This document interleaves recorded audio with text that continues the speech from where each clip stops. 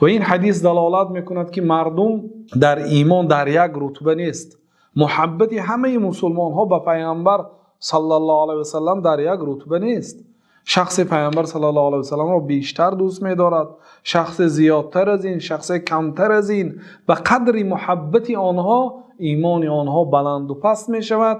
و مقصود امام بخاری از ایراد این حدیث در کتاب ایمان، که این کتاب ایمان کتاب عقیده است برادرای عزیز، این کتاب فقط حدیث نیست، هم حدیث است هم عقیده است. کتاب ایمان این درس ها همه درس های عقیدوی هست.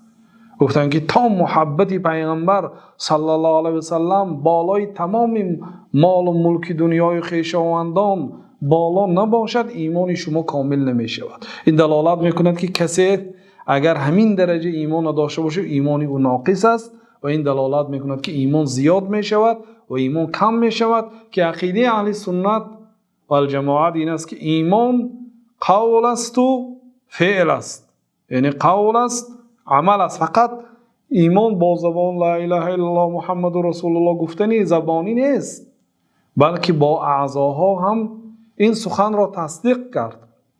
کسی به الله و جناب رسول الله صلی الله علیه و سلم مادامی که ایمان آورد، پس فرمانهای الله تعالی، فرمانهای جناب رسول الله صلی الله علیه و سلم را باید اجرا نماید.